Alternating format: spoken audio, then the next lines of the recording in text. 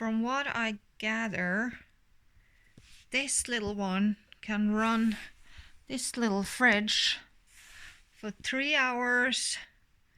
It draws about 46 watts.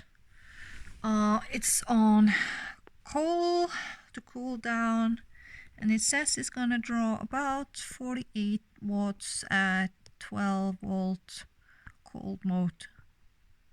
So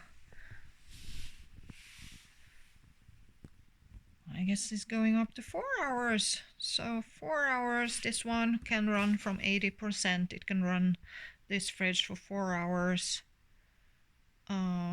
Maybe even longer. So maybe this is a nice little addition to my car.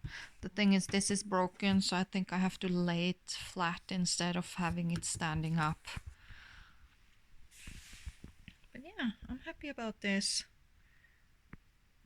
It seems like I can run it on this one, especially if I have solar power connecting to heat to charge this up while it's being used.